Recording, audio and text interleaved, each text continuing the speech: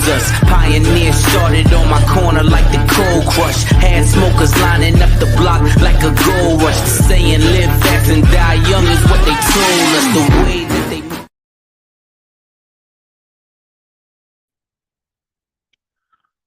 What's up, YouTube? It's me, the Artisan MC, and today, I'm going to review Andor episode 10, One Way Out. Now, this is one of those episodes I was waiting on. I was waiting on the prison break episode, and it finally happened.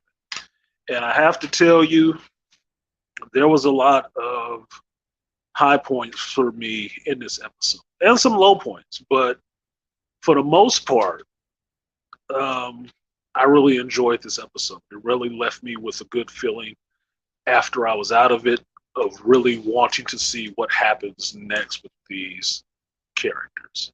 As you can see, I'm on call tonight, so that's why I'm still up at 1:30 in the morning.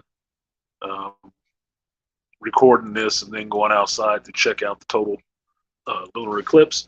But Andor, One Way Out. Well, this episode wastes no time in getting right into where we left off the last time. It picks up right after the last episode, where you get Kino and Andor having a conversation right after Ulaf has been carted off. And it's a great scene where you get to see Kino processing all of this new information that's coming in, that he's possibly never getting out of here. He's going to die in here. And Andor is really pushing him to tell him, look, we have to go tomorrow. We have to go. We have to. We cannot wait. We have to go now. And Kino is not really wanting to hear it because he doesn't want to believe what he just heard. He's still taking time to process all this. And I would think after the amount of time Kino has spent there and moving up to a position where he's foreman,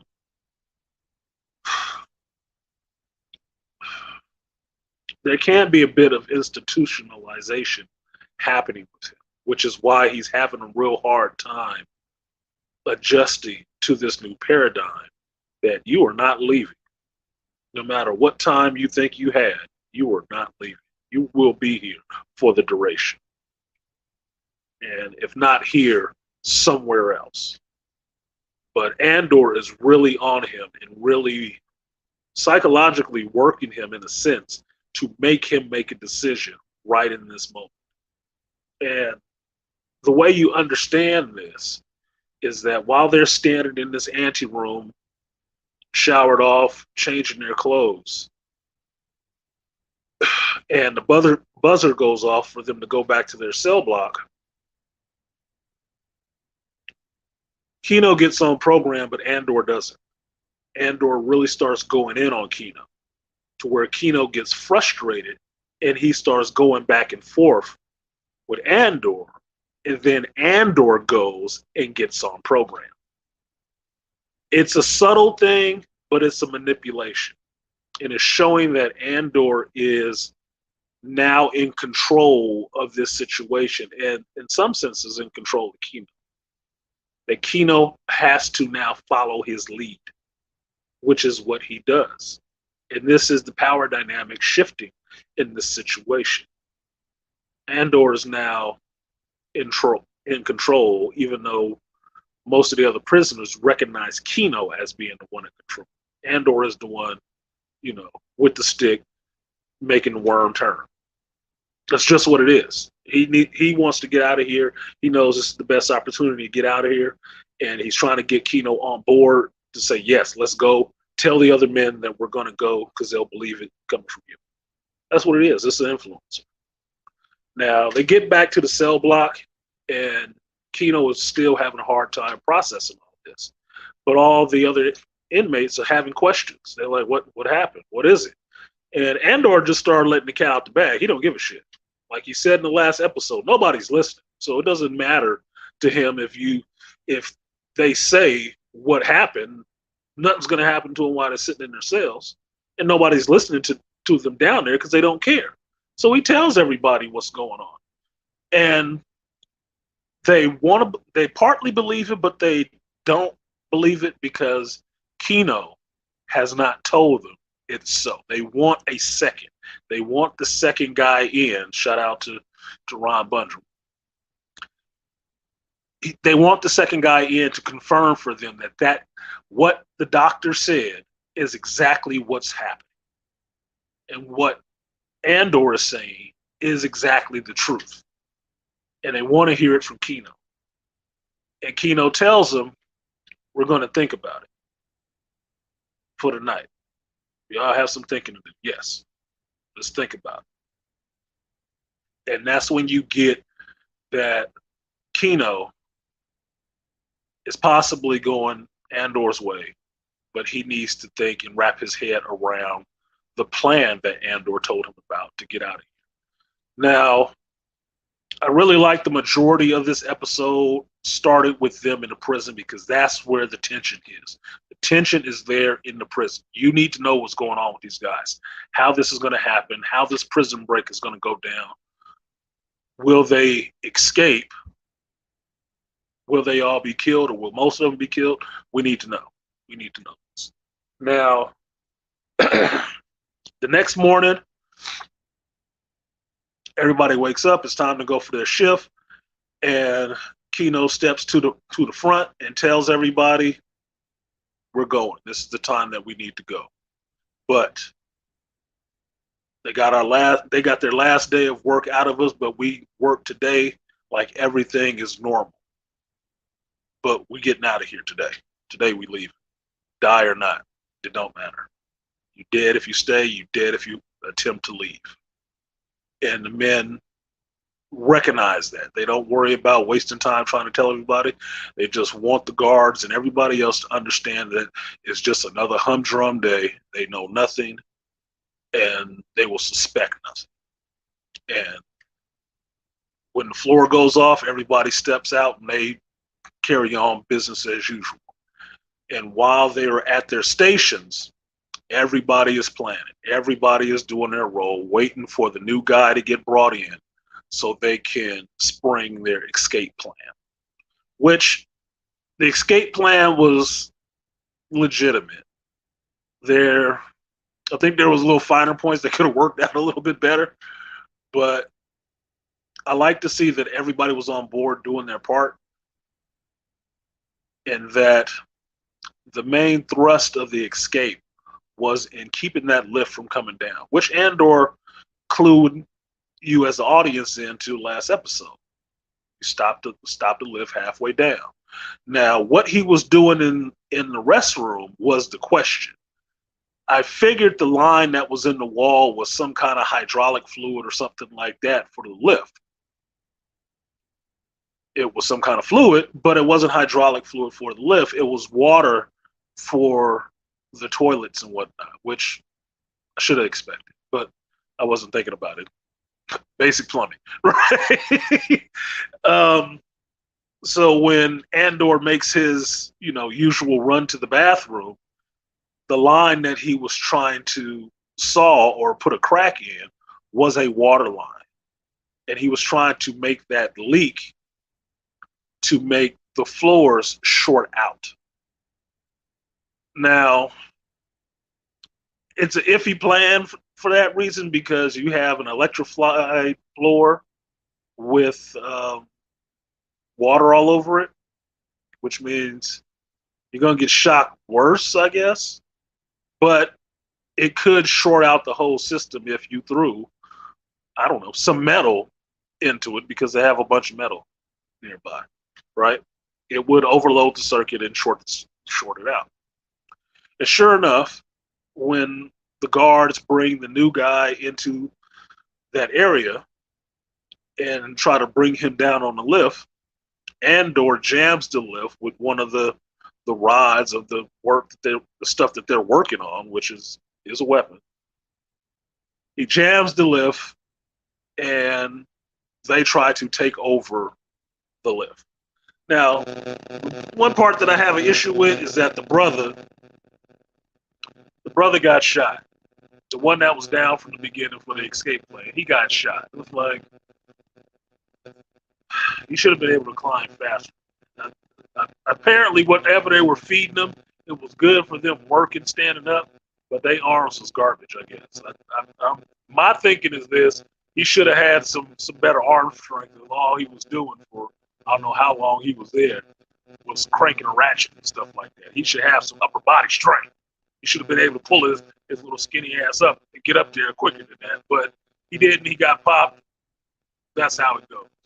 Now, with the guards seeing what is happening, that the lift is stuck and that these inmates are trying to revolt, they go to charge the floor, and the inmates do something really smart, which is everybody jumps up on the table.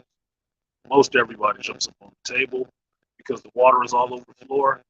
And when the guards hit the buzzer to shock the floor, they short out the whole system because some inmates are stuck on the floor, in the water, on the electrified floor, and it shortens it all. And then the actual prison break is on. Now, before this, the inmates were throwing pieces of the metal that they used to build whatever structure they're building at the guards to try to keep them off balance from picking them off. But the two guards actually put in a bit of work. They were taking out a few of those inmates pretty suave. Okay, they were picking them off. I mean, these were not stormtroopers because their shots were hit. These Imperials actually went to target practice because they were picking off these inmates. But the plan with buffeting them with enough, metal and stuff like that, they need to be watching their face. Gain the advantage for Andor and a couple of other inmates to climb up the lift, climb up to the upper scaffold, take out the guards, and get into the control room and grab more weapons and then start going floor to floor, opening the doors. Now this was awesome. This was the prison break moment. And it wasn't prison break in the sense that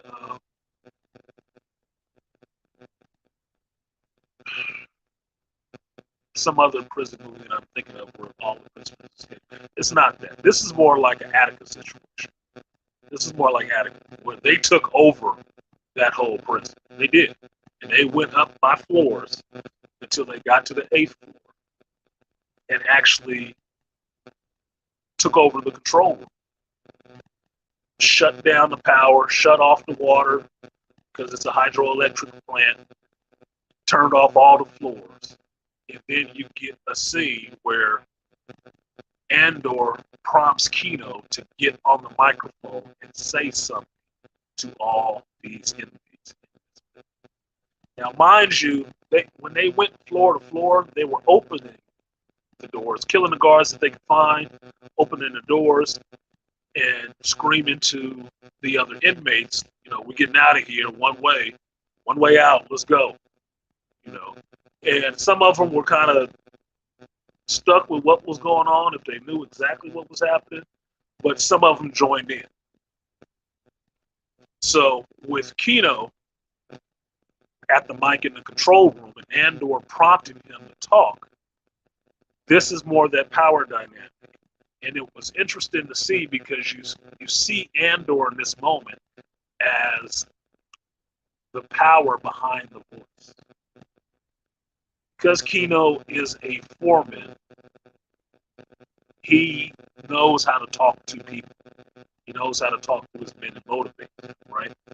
But he is stuck finding the words to say at this moment because although he wants to do this, he's still going back and forth in his head. And this is what is brilliant about Andy Serkis' acting outside of mocap or anything like that. His acting is phenomenal. He's a phenomenal actor. And you can see it on his face. He's still in some bit of indecision. He doesn't know what to say or what to do. And Andor keeps prompting. And then he goes into it. And at first, His speech is unsteady and stammered a little bit, but little by little, word after word, it starts coming out. And he repeats the words that Andor told him the day before about what it meant to get out of here and why they were trying to get out. And you can feel the passion rising in Kino's voice, where yes, it's Andor's words, but his passion is getting fed into those words. He's talking to those inmates, telling them, this is our chance to leave. No matter what happens, we're getting out of here. We need to leave. Get out of your cell, whatever. This is ours. Right now, this block is ours. We take it. And this is what made it an Attica moment for me. They took over the prison. They did. They took over the prison. And they laid it on the line about what it is that's going to happen. We are never getting out of here. Our lives are forfeit. And if by chance we get out of here alive, they're just sending us to another prison, do all this all over again. So to hell with all that. This, to me, was a great moment because, to me, it is a moment where men are regaining their freedom, their voice, their masculinity, in a sense, in the way that men usually gain their freedom and their voice. They have to fight for it. They have to fight and sometimes die for it. These prisoners are doing just that because in this whole march from cell block floor to the top of the control room in that facility, people died. Inmates died. Guards were hiding. And some of them died too. But it's 5,000 men versus maybe a couple hundred soldiers. They were outmatched. Hiding was your best bet. So, with them taking over that facility, everybody runs for the exits. And I thought for a minute that they were going to get to that exit and they were going to get picked the hell off. Like it would be, I don't know, a starfighter, a trawler, something sitting out there with some Gatling gun kind of cannons on it that would just start chopping them up as soon as they got to the door and got some fresh air. But no, that's not what happened. They got to the fresh air and there's water below them and a prison behind them, and they start jumping. And you end up having an interesting moment that I was expecting to go different. And at this moment, before they got to the door, I was thinking, when they're making this whole prison break and going up these levels, that I really want this character Kino to survive. I do. I want Kino Lloyd to survive. I want to know that he is out in the Star Wars universe somewhere. That Andy Serkis can come back and play a whole nother role without makeup, without mocap, and be in the Star Wars universe. I would really accept it because, like I said, he's a phenomenal actor. But they get to this point at the door. Kino is there. Andor is there. And all the other inmates that are rushing past them are jumping off the edge without hesitation. They out. They leave it, right? And Andor looks at Kino and like telling him to come on, and Kino says, "I can't swim." And I'm like, "Oh, fuck, dude. Damn it. Damn it, damn it, damn it." This is one of the banes. This is one of the banes of not my existence, but I think of people's existence. That you should know how to swim no matter what. Even if it's dog power.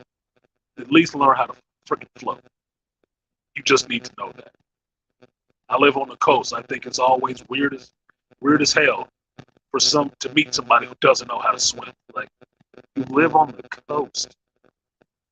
We have a whole bay and the beach and the ocean in pools. You need to know how to swim. Water is that other environment that you're going to be in one way or the other. You need to learn how to survive in that. So, Kino is hesitant to jump off because he does not know how to swim. And before Andor can tell him, just come to me or whatever, Andor gets knocked off the edge by some of the other inmates rushing to get off, and he's in the water, and Kino is still standing on the platform. Now, what happens to Kino after that? I don't know. I want to say he leaves. I really want to hope that he leaves there. He's not just sitting on that platform for years. I mean, look, a lot of guys there. Somebody could have jumped off and grabbed him or just held him and helped him float or whatever.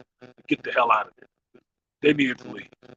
And this, at that moment, is a beautiful sight where you see an overhead view of this facility. And outside of the facility, on three sides of it, you just see white shirts and troughs of water leading the way from it. And it is the prisoners in that. Those thousands of men, a little less than 5,000 because some of them got killed, swimming for their freedom. And I thought that was a beautiful sight. I really did.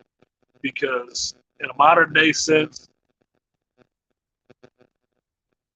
not knowing how far they were away from land or just being able to see land out there, possibly some of those inmates died in that swim. But the fact that they were going for their freedom, even swimming for it, they died free men, which means they didn't. They were free. They got there. I thought it was a beautiful sight. Now, from here, you make the shift to some of the other characters in the show, and you get the understanding that things in this episode have ramped up. Things are going a little bit quicker. Prison stuff has happened. That was a tense moment. Move on to the next thing, and you get back to the ISB. I'm sorry, I keep wanting to mix it up with Cowboy Bebop. You get back to the ISB headquarters, and the ship that they had disabled and captured with Anton Krieger's man on it, it is sent on its way, and it's being picked up by apparently Krieger's men, and they're believing that the ship is just kind of, damaged, and the pilot was killed coming out of hyperspace by a coolant leak or something like that. So they're buying it. And one of the other supervisors comes in and kind of informs or just suggests to Major Prendergast, that they should still inspect the ship as usual, as not to tip off Krieger that something is up. They should carry on like everything is normal, which is a funny saying because it plays on exactly what happened in the prison break scene and what Kino told the inmates. They have to carry on like everything is normal so they don't blow their chance to escape. And in this sense, with the ISB, they want to carry on as normal so they don't blow their chance, catch Anton Krieger's men trying to do this spell house, raid, whatever they're going to do. Now, excuse me, that moves on, and you get to the next scene where I got mixed up, but it's okay. You get to the scene where you get Luthen's aide once again. Kayla, where she's coming back into the antique store, and she's letting Luthen know that there was a mark in the fountain. One of the handrails was removed, freshly removed, and that is a signal that somebody wants to talk to Luthen. And while she is absolutely against it, she doesn't want him to go anywhere. It's probably a setup or whatever. Luthen says it's been a year, it's time. He's going to go and meet whoever this mystery person is to talk to. Now, while Luthen is going off to do this, you finally get to see Mon Mothma again and her sit-down meeting with Dove and Scalar, whatever his name. So, and this is kind of interesting in a sense. You get the feeling that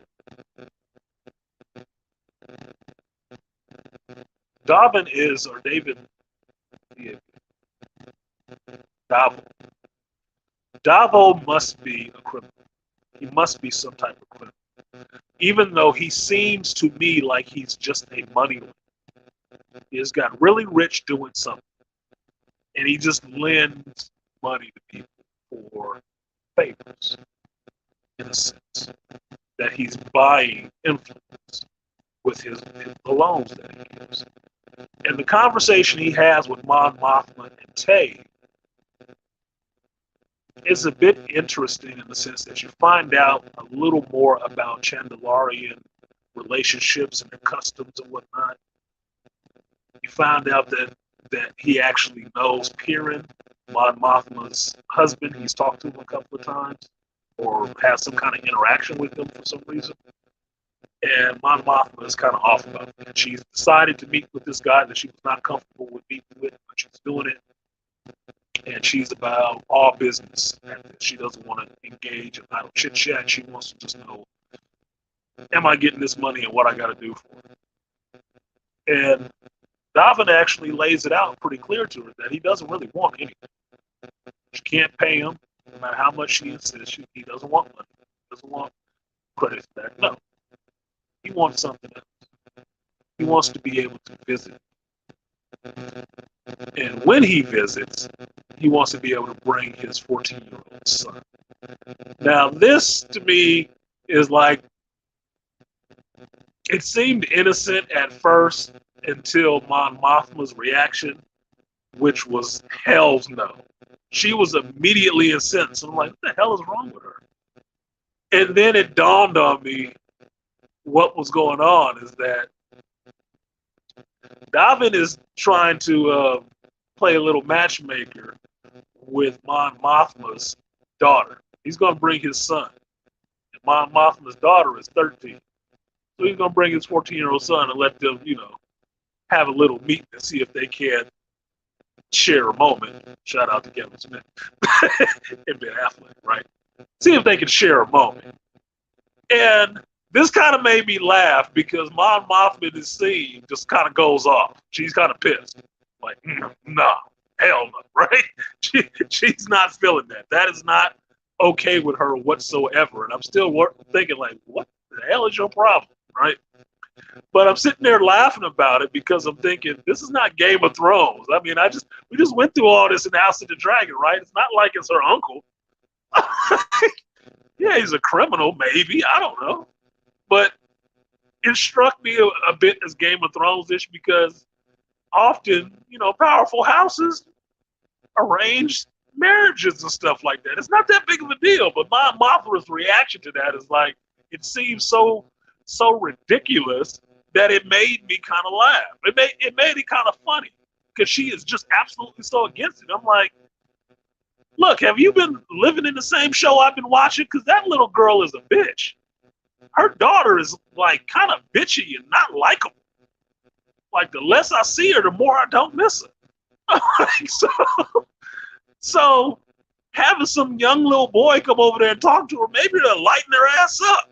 She can stop being such a little snarky ass when her mother says something to her. Father lets me do everything. Like, Jesus, what the hell's wrong with her?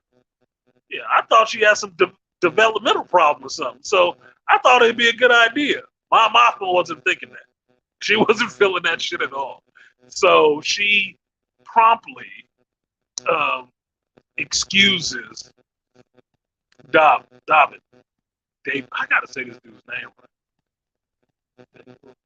Whatever. She promptly excuses him, and he doesn't necessarily take offense. He kind of says, well, no, she's thinking about it. Even though she said there's no chance. But look, she didn't think it was any chance of meeting him. And here it is, the next episode, she's sitting down and talking with him because she actually needs that money. Now, that means she's possibly, if she caved for that, she's probably going to cave to this next meeting of him showing up and bringing his son, letting the two teenagers, talk a little bit, see what's going on. That it just seemed really snobbish to me of Mon Mothma. It seemed really freaking snobbish. And I'm like, whatever. You don't even like that chick. That little girl don't like you, so whatever. Right?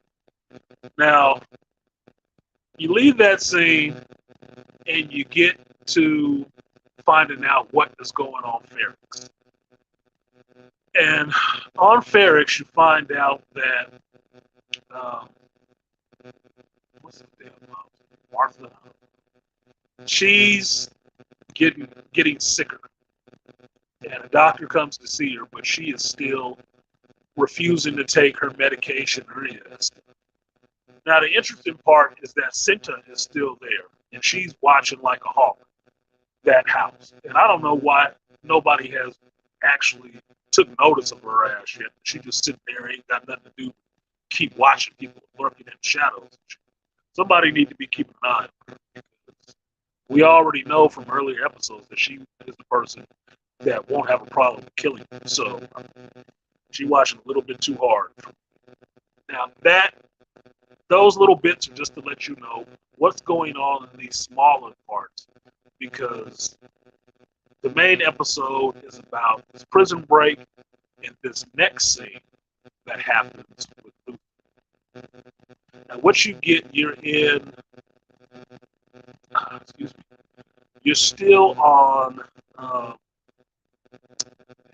forget the name, it's late, forgive me, I forget the name of it.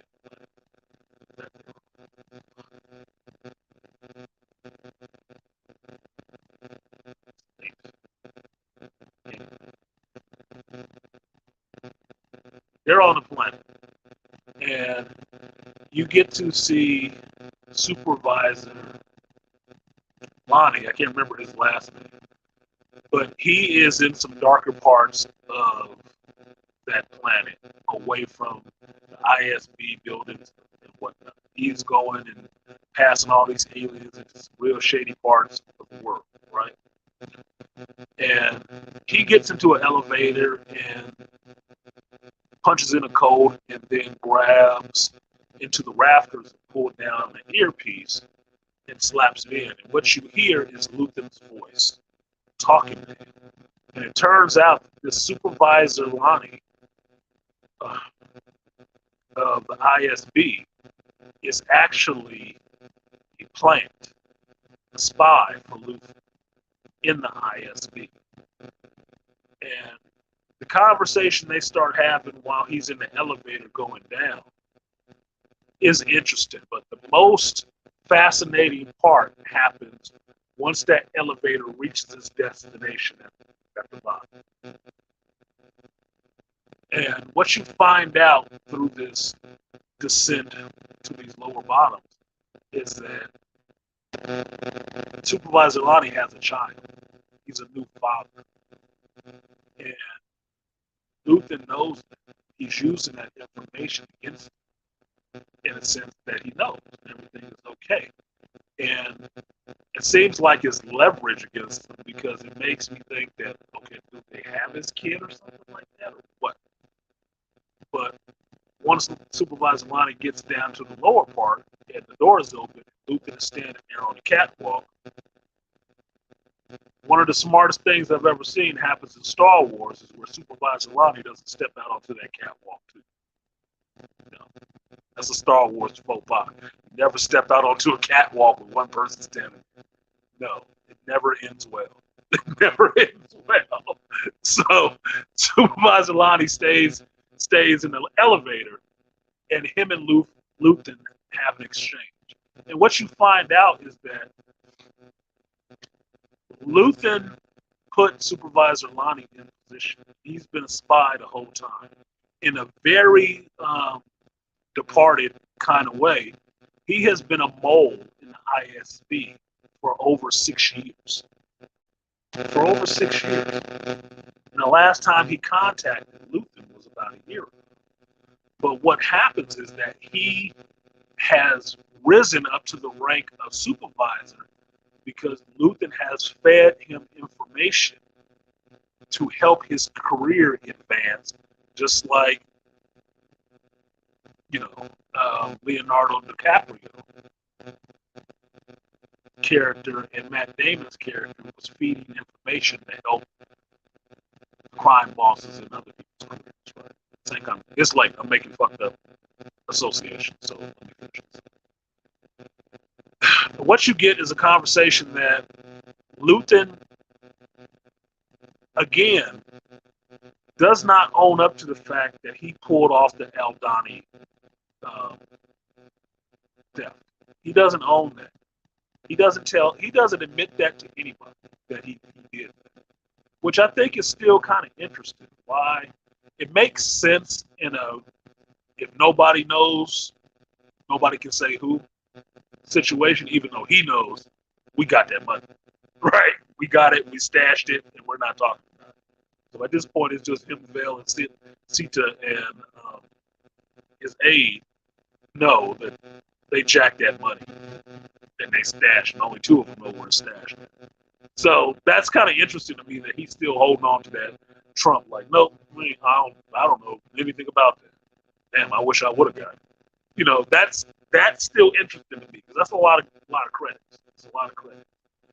But what you hear is that Luthen really needs Lonnie in position and wants him in position. And because of the information that Lonnie brings Luthen, Luthen finds out about Supervisor Nero, Danger Nero, being on his trail and turning Ferrix upside down looking for somebody called Axis and trying to connect it to Aldani. And also that Anton Krieger's pilot, who was on his way, that showed up dead, that the ISB is planting a trap for Krieger at Spell House. And Luthen, in a very cold and calculating way, says, hey, it's 50 minutes. Let them take it. And then they'll assume everything is normal.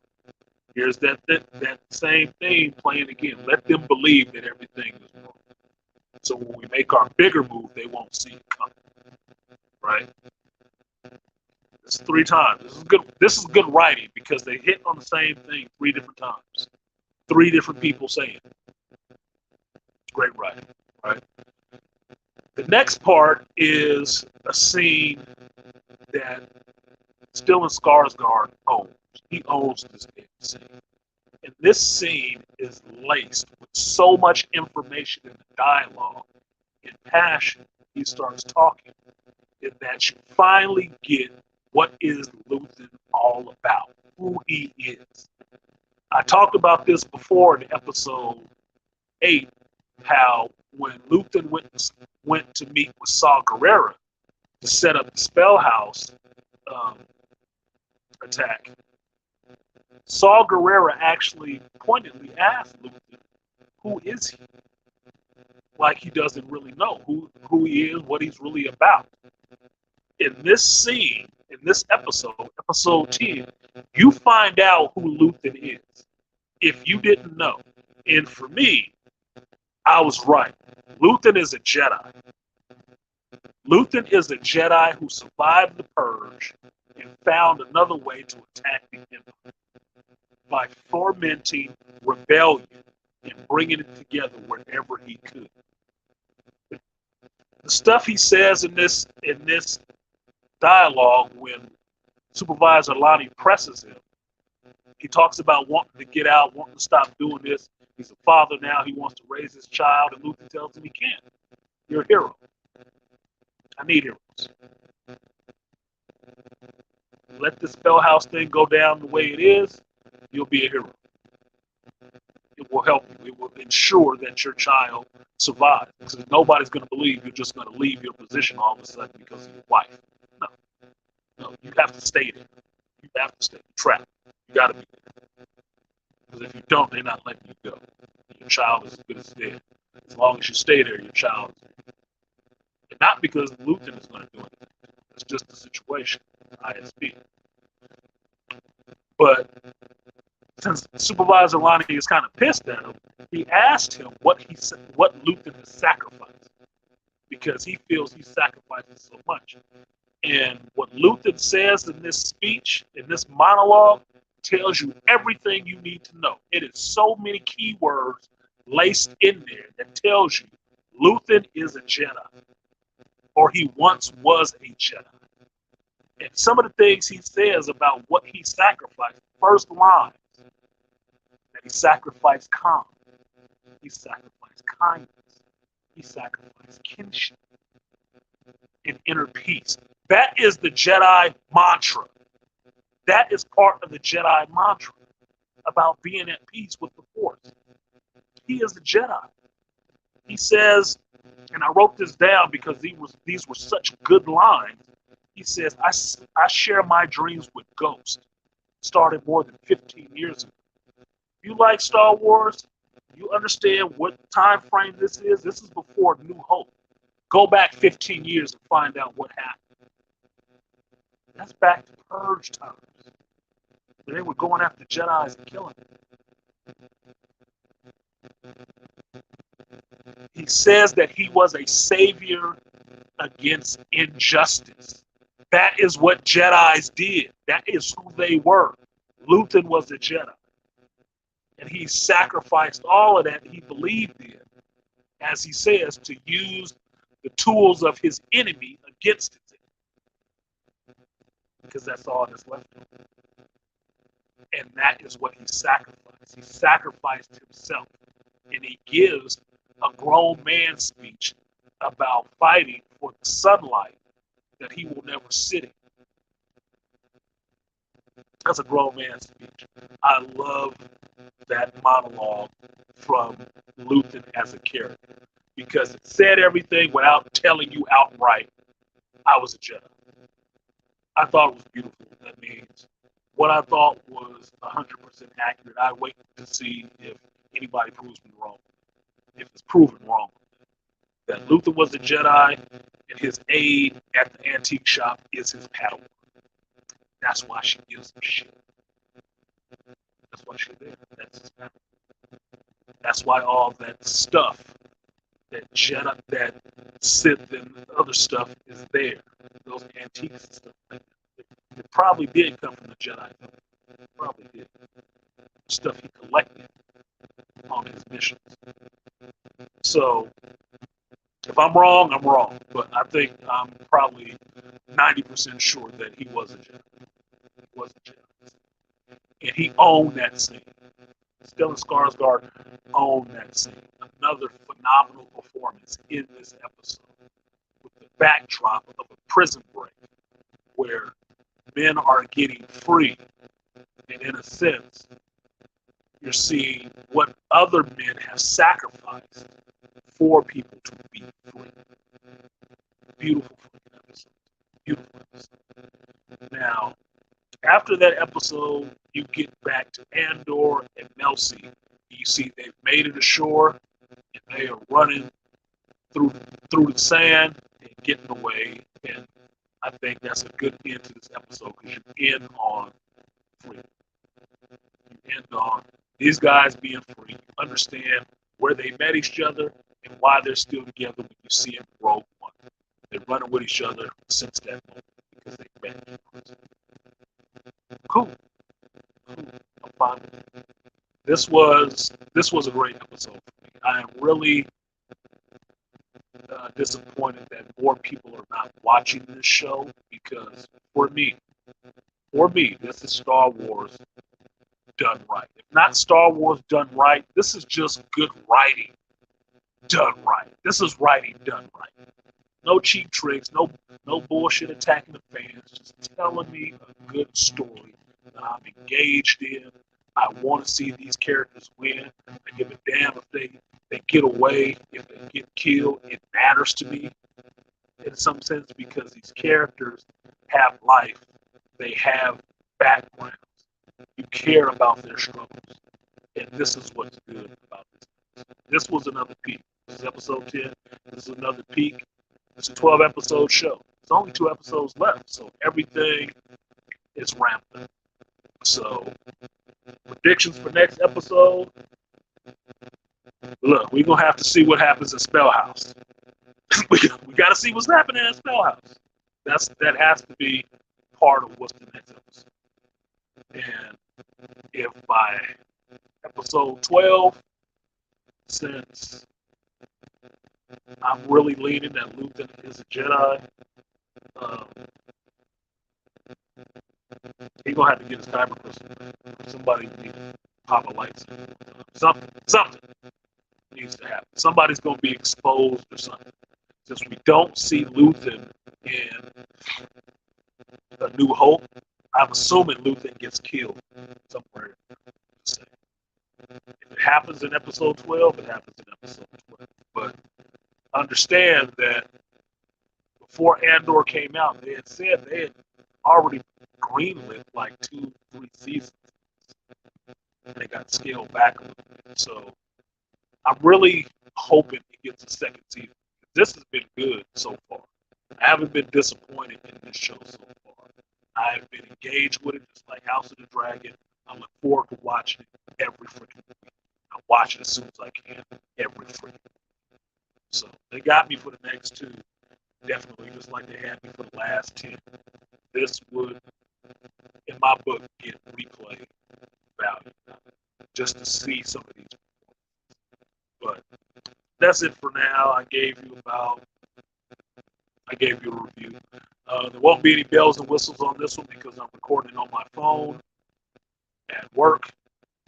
So no bells and whistles, but you got my review of Andor episode 10, One Way Out, because there is only one way out if you want to be free. That's it. So like, share, subscribe, support the stream if you feel so inclined. $ Artisan MC on Cash App or Artisan MC on PayPal. It never sleeps. It's open 24/7 anytime. If you're watching on the replay, you think the review was good, drop something in the Brothers Cup. I do appreciate it. So for now, I'm out of here. See you guys next time. Peace. I'm